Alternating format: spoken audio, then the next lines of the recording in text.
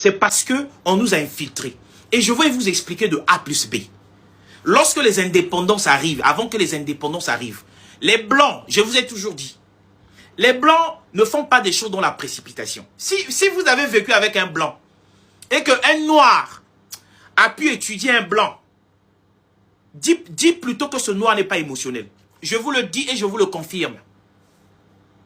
Si un Noir a vécu avec un Blanc et qu'il est arrivé à étudier un Blanc, et il a réussi à étudier le Blanc, c'est que ce Noir n'est pas émotionnel.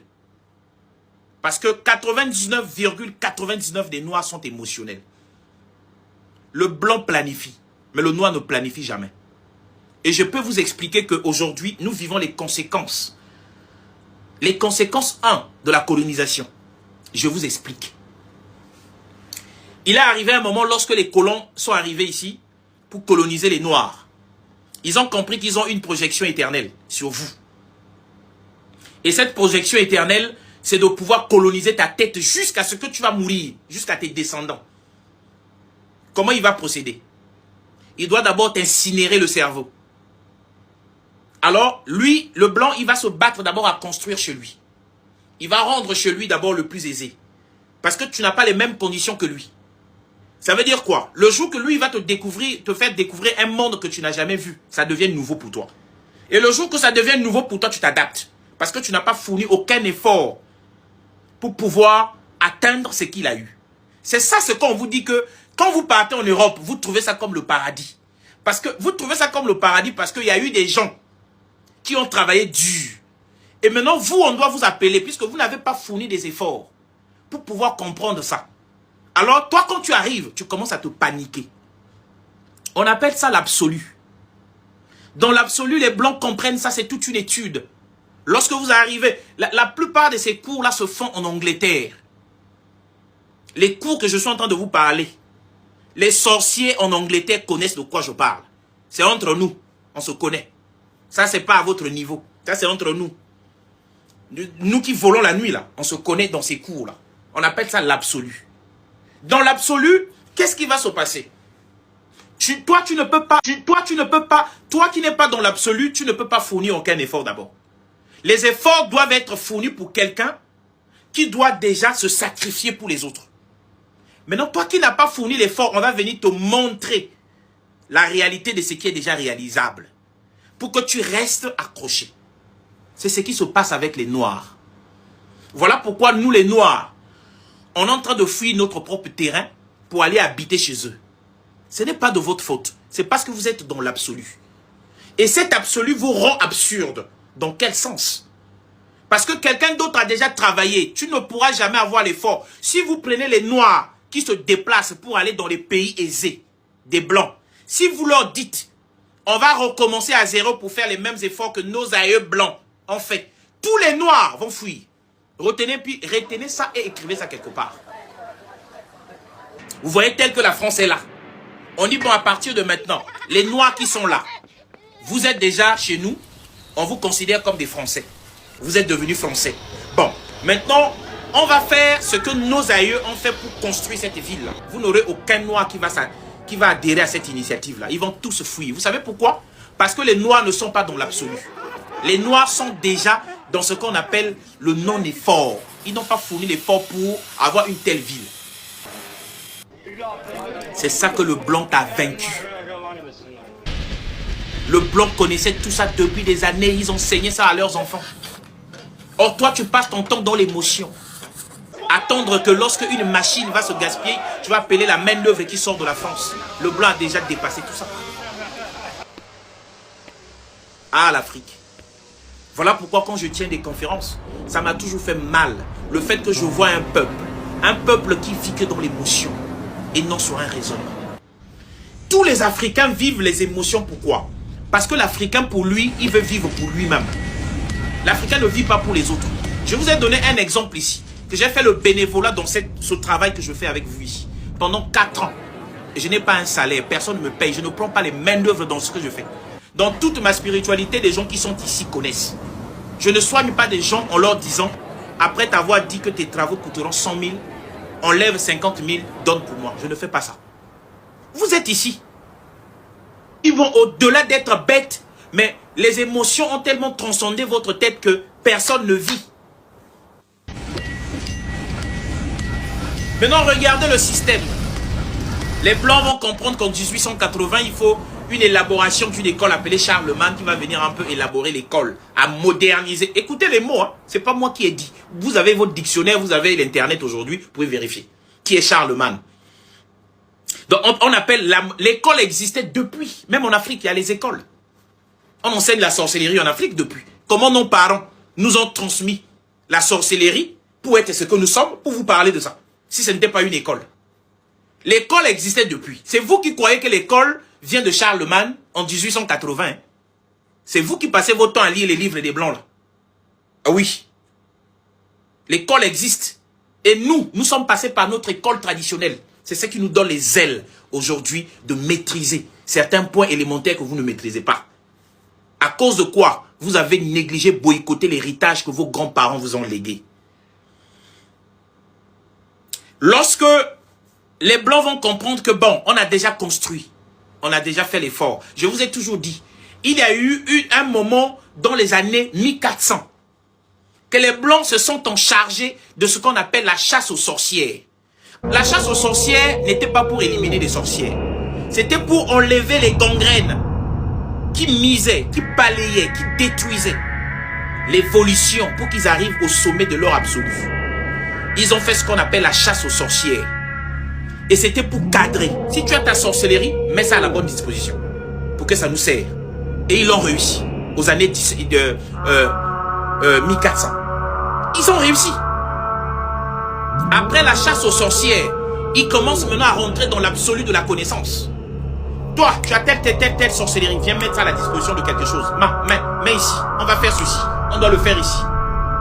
Ils ont bâti les empires. Ces empires, quand ils vont finir de bâtir, maintenant, ils doivent avoir une réflexion de long terme. Quelle est la réflexion de long terme? Il faut aller conquérir des territoires. C'est ça qu'on nous a colonisés. Or, à cette époque-là, si nos grands-parents, avec tout ce qu'ils avaient aussi, d'accord? C'est vrai que l'Égypte antique, ils ont eu à faire. Parce que l'Égypte antique a colonisé aussi là où il y a l'Inde. Ils ont colonisé aussi, oui.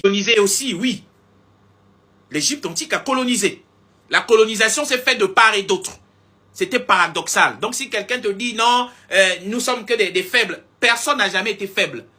L'Égypte a colonisé. Allez-y en Inde, vous allez voir, il y a des pyramides. L'Inde se sert de tout ce qui est fétiche africain. Si vous n'avez pas une connaissance, je peux vous détailler ça de A à Z. Avec vos petits magiciens qui partent prendre des choses, qui ne connaissent même pas rien, l'origine de leur propre fétiche. Quand le blanc rentre dans l'absolu, il va venir conquérir des territoires. C'est chez toi. On va venir conquérir. Avant de venir conquérir, on a d'abord lucidé. On appelle ça lucider. Ils ont lucidé. Ils ont pris tout le temps de t'étudier. Ils se comportent comment? C'est là où ils ont su une faiblesse. Ils ont su une faiblesse. Ah, ils sont émotionnels. Vous savez pourquoi le noir est émotionnel? Parce que le noir est fait à base de l'amour. C'est ça la plus grande faiblesse d'un noir. Ça, je vous le dis parce qu'il y aura un live qu'on va faire sur ça, vous allez comprendre.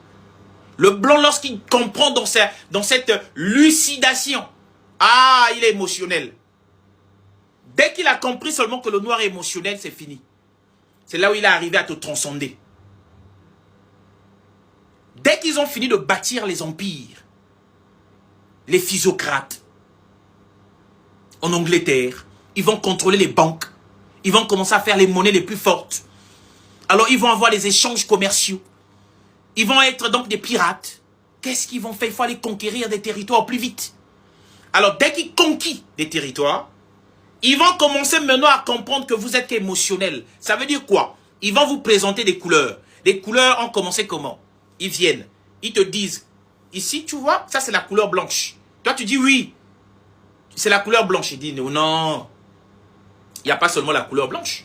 Regarde bien encore, il y a une autre couleur. Oh, il n'y a que la couleur blanche. C'est comme ça qu'ils ont dupé les noirs. Ils disent non. Il y a une autre couleur. Le noir, comme il est émotionnel, ses émotions commencent à travailler, à ne pas réfléchir qu'il n'y a qu'une seule couleur. Le noir dévance. Il dit oui, en dehors de blanc, je suis en train. Alors, lui maintenant, il t'impose.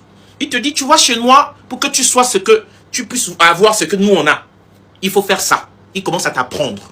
C'est l'apprentissage colon qui va donc rendre l'homme noir au penchant d'un blanc. Le noir commence à apprendre ce que le blanc lui apprend. Ça s'est arrêté là. La colonisation maintenant débute. Et quand la colonisation débute, qu'est-ce qui va se passer? Les blancs comprennent qu'ils ont une longueur d'avance vers le noir. Donc ça veut dire dans 100 ans, dans 200 ans, ils doivent encore continuer à vous coloniser. Alors qu'est-ce qu'ils vont faire? Ils vont aller chercher les noirs qui vont venir étudier ces œufs pour leur apprendre les matières. C'est ça que vous ne comprenez pas même dans le football. Les ignares qui passent leur temps à dire mais pourquoi le Brésil a pris 5 mondiales? Mais qui vous a dit que cela n'était pas planifié? C'était planifié. C'est les mêmes tactiques que je suis en train de vous expliquer, que je vais arriver, vous allez comprendre beaucoup de choses qui se cachent. Le blanc, il vous appelle, il vous donne ce qu'on appelle les bourses. Vous allez venir apprendre. Lorsque toi tu arrives à apprendre chez lui, il ne va pas te déclasser. Il va te mettre dans les mêmes conditions que ses enfants. Pour te mettre dans ce qu'on appelle l'absolu. Tu es toujours dans l'absolu. Tu te dis que vous êtes égaux. C'est comme ça que les blancs ont réussi à m'adouer, à te manipuler jusqu'aujourd'hui. Voilà pourquoi tu passes ton temps à regarder les fesses des femmes. Le blanc connaissait. Le blanc te prend, il te met dans la classe où ses enfants aussi fréquentent. Toi, tu te sens à l'aise. Tu commences à te mesurer. Tu commences à te dire, oui, oh, mais je suis comme eux. Mais on est ensemble. Mais on étudie ensemble. Les mêmes valeurs absolues qu'on est en train d'étudier, c'est les mêmes ce que ses enfants apprennent. Le soir, le blanc appelle son enfant. Il lui dit, je t'ai mis dans la même école que le noir, ce n'est pas parce que vous devrez apprendre les mêmes choses. Toi, je t'apprends les valeurs absolues. Lui, je lui apprends à ne pas transformer. Toi, je t'apprends comment tu transformes. Voilà pourquoi toute la main-d'œuvre qualifiante vienne que des blancs, mais le noir ne subit. Malgré qu'il a étudié avec toute la main-d'œuvre qualifiante vienne que des blancs, mais le noir ne subit. Malgré qu'il a étudié avec le blanc. Mais la main-d'œuvre qualifiante vient toujours que les blancs doivent décider. Pourquoi? Parce qu'après avoir fini les petits cours qu'on t'a donnés dans la classe des blancs, le blanc le soir, il apprend la mécanique à son enfant. Comment déboulonner les blancs d'un véhicule. Oh oui? Comment lui apprendre comment coudre une chaussure? Mais toi, tu es déjà dans l'aisance. On t'a déjà dit que tu es déjà dans les meilleures classes du monde. On commence maintenant à former. Après les indépendances, on commence maintenant à former. Tu vas remarquer que ce que je dis dans tous vos pays africains, il y a ces gens-là. Même chez moi au Congo, il y en a. Allez-y sur Internet, tapez la FEYOND. La FEYOND. La FEYOND veut dire, c'est une fédération des étudiants africains qui partaient étudier dans tous les pays européens. Allez-y. C'est sur vous. C'est parce que vous ne lisez pas. Vous passez votre temps à regarder que les fesses des femmes dans les commérages. Voilà pourquoi ça vous échappe. Vous êtes que dans les émotions. Lorsque les blancs arrivent, ils comprennent qu'il y a un mouvement qu'on doit créer pour les noirs. Appelé la FEYOND. Ça veut dire quoi? Ils ont un objectif. Ils doivent former les francs-maçons jeunes africains qui, eux, après, on va les renvoyer chez eux pour pouvoir faire la volonté des blancs jusqu'au siècle qui peuvent vous maîtriser. Voyez d'où vient le problème de ce que vous cherchez, que vous ne pouvez jamais avoir une solution? Ça vient de là. Donc quand je vois un jeune Africain qui raisonne, non, on va changer la politique de notre pays. Deux fois, je me moque de vous. Hein. Tu connais la FEYOND? Tu connais la FEYOND? Et toutes les élites jeunes africains qui sortaient de la FEYOND ont été inféyondés. Je le répète et je le dis ici. C'est parce que c'est vos grands-parents qui sont dans ces loges-là. Il faut que vous compreniez ça. Le problème vient de là. Alors, dans la FEYOND, ils ont une confédération. Guinéens, Congolais, Maliens, Sénégalais, Burkinabés, Malgaches. Eux tous. Malgaches. Eux tous. Ils se sont rentrés dans la FEYOND.